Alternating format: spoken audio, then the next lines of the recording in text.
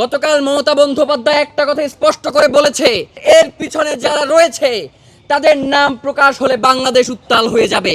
সে এমন ব্যক্তি হতে পারে যে রাষ্ট্রীয় পর্যায়ে নীতি নির্ধারণী ঠিক করেন, বা এমন সংস্থা হতে পারে যারা বাংলাদেশের স্বাধীনতা সার্বভৌমত্ব বিকিয়ে দেওয়ার জন্য ভারতের সাথে আপোষ করে বসে আছে। আপনারা যদি এখনো মনে করেন যে শহীদ ওসমান হাদিকে শুধুমাত্র আওয়ামী লীগের বিরোধিতার কারণে হত্যা করা হয়েছে, তাহলে আপনারা ভুল করছেন।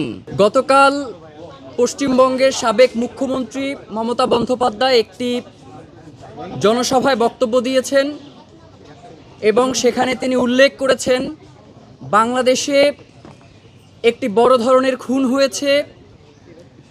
কারা খুন করেছে সেটা আমি বর্তমান সময় ক্ষমতায় না থাকলেও আমি জানি। আমাকে হোম মিনিস্টার ফোন করেছিলেন এবং তিনি আমাকে এই ব্যাপারে চুপ থাকতে বলেছেন।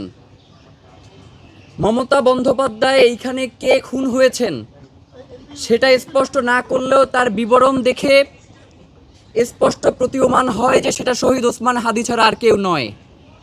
এবং তিনি যেই বিবরণে ওই সমসাময়িক ঘটনার কথা উল্লেখ করেছেন, আমরা ইতিপূর্বেও বিভিন্ন সময়ে শহীদ ওসমান হাদির খুনের পরবর্তী সময়ে আমরা সংবাদ মাধ্যমে আপনাদের মাধ্যমে জানিয়েছি যে শহীদ ওসমান হাদির খুনে ভারতের সংশ্লিষ্টতা থাকতে পারে।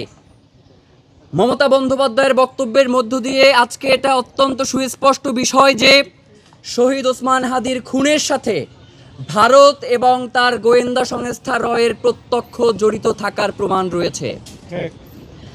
আমরা আপনাদেরকে স্পষ্ট করে জানিয়ে দিতে চাই যে ভারত কেন শহীদ ওসমান হাদিকে খুন করতে গেল, ভারতের এইখানে কি স্বার্থ রয়েছে।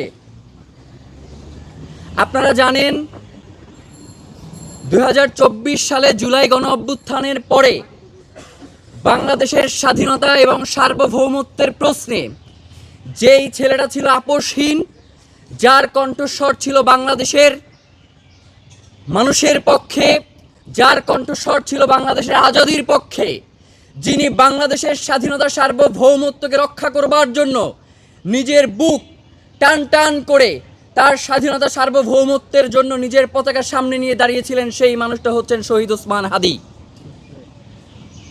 জুলাই পরবর্তী সময়ে আওয়ামী লীগ পালিয়ে যাওয়ার পরেও ভারত এই আওয়ামী লীগের মধ্য দিয়ে বাংলাদেশে তার আধিপত্যবাদ কায়েম করত। সে এই আওয়ামী লীগের মধ্য দিয়ে বাংলাদেশে তার ব্যবসা বাণিজ্য থেকে শুরু করে করিডোর ট্রানজিট সকল ধরনের আধিপত্য, সামরিক খাত, এইগুলোর নিয়ন্ত্রণ সে এই আওয়ামী লীগকে ব্যবহার করত, যার কারণে ভারতের জন্য একটি মাথা ব্যথার কারণ হয়ে দাঁড়িয়েছিলেন শহীদ ওসমান হাদি।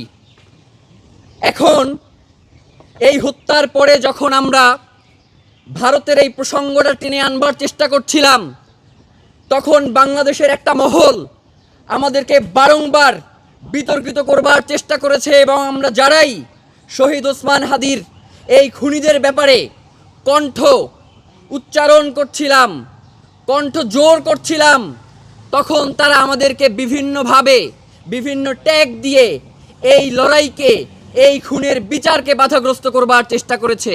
সুতরাং আমরা আজকের এই দিনে মনে করছি যে ভারতের সাথে সাথে যারা এই বাংলাদেশে বসে আমাদেরকে এই খুনের সাথে সম্পৃক্ত করে খুনিদেরকে সেফ এক্সিট দেওয়ার চেষ্টা করেছে, তারাও এই খুনের সাথে জড়িত রয়েছে। প্রিয় ভাইয়েরা, গতকাল মমতা বন্দ্যোপাধ্যায় একটা কথা স্পষ্ট করে বলেছে, তিনি কিন্তু একবারের জন্য বলে নাই যে ইন্ডিয়া উত্তাল হবে। তিনি বলেছেন এর পিছনে যারা রয়েছে তাদের নাম প্রকাশ হলে বাংলাদেশ উত্তাল হয়ে যাবে। তার মানে আমরা ধারণা করছি বাংলাদেশের এমন কোনো ব্যক্তি বা সংস্থা এই খুনের পিছনে যে জড়িত রয়েছে, যার নাম প্রকাশ্যে বেরিয়ে আসলে বাংলাদেশ উত্তাল হয়ে উঠবে।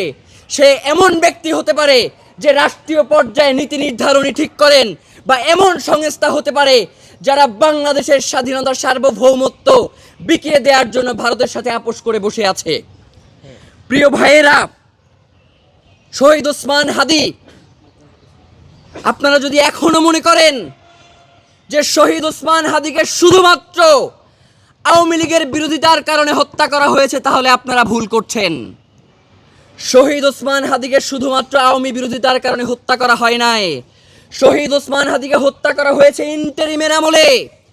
এবং আমরা মনে করছি যে এখন তদন্তের বিষয় সামনে এসে দাঁড়িয়েছে যে ভারত এই খুনের পুরো প্রক্রিয়াটা সম্পন্ন করবার জন্য ইন্টারিমকেও এই কাজে অন্তর্ভুক্ত করেছিল কিনা সেইটা আমরা জানতে চাই।